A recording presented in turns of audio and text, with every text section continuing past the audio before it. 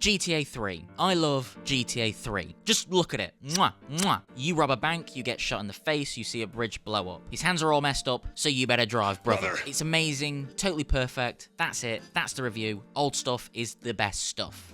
Alright, if I'm going to talk about GTA 3, I feel like the only reasonable place to start is with the main character. That, of course, being Liberty City. More than just a murder playground, Liberty City was the key reason Grand Theft Auto 3's world felt fully immersive. I know Portland, Staunton, and Shoreside Islands better than I know my own town. And that doesn't happen by accident. It happens when a group of developers take their time to create diverse environments, each with their own atmosphere, secrets, and even architecture. So much of the map is memorable because the care was taken to make sure it was. Whether it was waiting for the bridge to rise so you could drive off the top, or running over those homeless dudes in the tunnel because they always had Molotovs on them, Liberty City has no shortage of specifically crafted detail to help it come alive. Also, going seamlessly from outdoor to indoor environments being considered a technical marvel at the time couldn't have hurt. But it's not just the landscape that makes Liberty City a joy to explore. The characters are also characters as well, which might not sound like a big deal, but in 2001, typically, any characters that weren't the player existed solely to throw basic exposition the player needed for whatever mission was next. That goes for the previous GTA games as well. Exposition dumps are still what GTA 3's characters exist to do, but Rockstar embedded them all with their own motives and personality, and in some cases,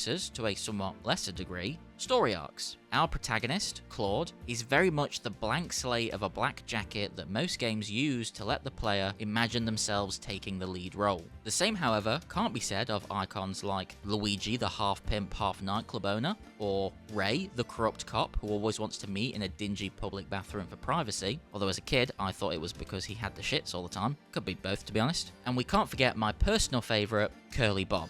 Unlike past GTA games, Curly Bob's silky smooth voice didn't just feature in random payphone calls. We get to hear his luxurious tones while looking directly into his eyes through the power of cutscenes. And these weren't the bog standard A-shot, B-shot other games of the time employed. These were purposeful cinematics designed to heighten the atmosphere and make the world more believable. Basically, someone on the team had a Sopranos binge, and I guess they just sort of worked backwards from there. That much attention to detail in an area most games of the time that weren't Metal Gear Solid didn't really care about is, in my mind, the decision that started Rockstar's notoriety for crafting beautifully detailed worlds where horrible things would happen because apparently we all just get bored too easily.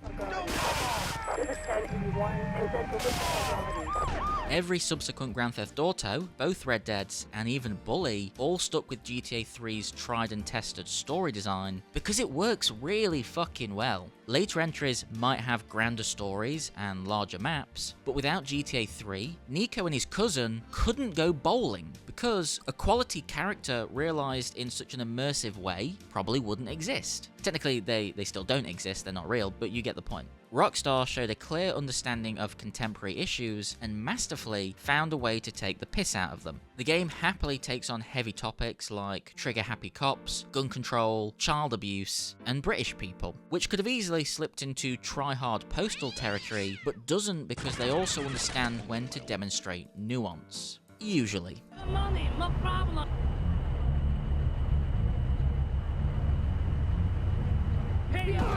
I've seen a bit of pushback against the satire recently as people take the nostalgia goggles off, but I don't think it's aged poorly in the slightest. Yeah, it's heavy-handed and rarely ever takes itself seriously, but that's kind of why it was funny in the first place. It also knew when to pump the brakes a little and let some character come through before making fun of easy stereotypes. Culturally, we may have moved on from the specific issues GTA chooses for its topics, but stylistically, the Grand Theft Auto franchise has never significantly changed. There's a reason the debuting radio host Laszlo is still getting major play in every major GTA game. Rockstar are creatures of habit, and I'm also sure pretty much my entire taste in music is this game's fault too. Rush, rush, got the yayo. Buzz, buzz, give me yayo. Rush, rush, got the yayo. Uh-oh. Yo, yo, no, no, yayo. That's it.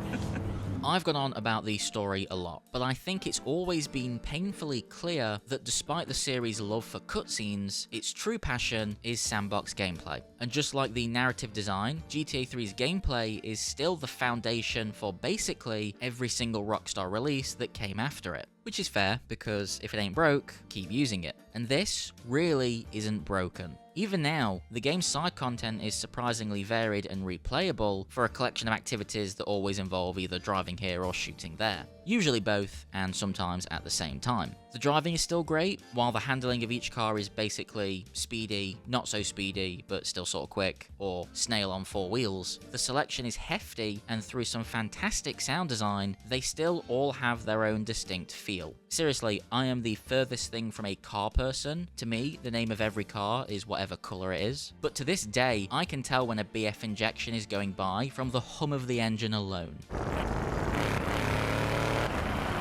The shooting though, I'm beginning to wonder if it was ever any good. It's really hard to tell whether other advancements in gaming have made GTA 3's shooting mechanics seem sluggish and outdated, or if that was always the case and we just accepted them back then because everything else seemed so good. It's probably a smidge of both. But regardless of reason, the gunplay sucks. Every fight consists of standing about 10 feet away from an opponent while you both fill each other full of holes until one of you falls down and dies. And when the game throws in a weapon that pulls the perspective into first person, I start getting a little aggressively seasick. Using a mouse makes it fairly bearable, but I don't want to have to use a mouse. I want to use this sick piss yellow DualShock 2 controller my mum bought me for Christmas, which is bad because aiming with an analog stick feels like threading a needle on top of a mechanical ball after chugging a 12-pack of Red Bull. Plus, the sniper makes this sound.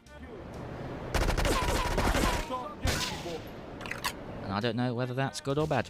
GTA 3 wasn't just a major sales success. It was proof that video games could be something more than an easy way to keep a kid distracted. Ironically, I spent a chunk of my childhood being distracted by GTA 3, but if any pearl-clutching conservative old ladies are listening, that's not the point. The point is, Rockstar made something truly special with Grand Theft Auto 3, and no matter how many years pass or other games use and reuse the same formula, it'll still be worth dusting off for a revisit, even if it's just to run over those guys in the tunnel and steal their Molotovs. I'm also really glad I found this article talking about how great 3's weirdly creepy atmosphere is. I always thought I was the only one that found the empty streets and scattered newspapers eerie, but I'm not the only one. Other easily freaked out people exist. Somebody mod this into a horror game, please. Thanks for checking out this video. Have you played GTA 3 recently? You still think it holds up? Let us know in the comments. And if you want to support the channel even further, why not snipe that like button or even snipe the subscribe button? And if you want to support us directly even further, you can find the link to our Patreon in the description. We don't lock off any content over there. It's just a way for you to support us if you're feeling so inclined. Honestly though, we just appreciate the help you've given us by making it this far in the video. Thank you again for watching, and cheers.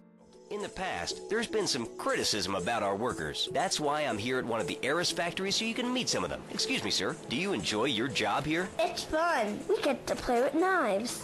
I see. Is there a real sense of teamwork? My friend Joey sewed his hands together. Wow, you're learning some real skills. How about the salary and benefits? Yesterday, I made $1. See, that's the kind of dedication we have to our employees and the quality of our shoes. Eris running shoes. Always running from something.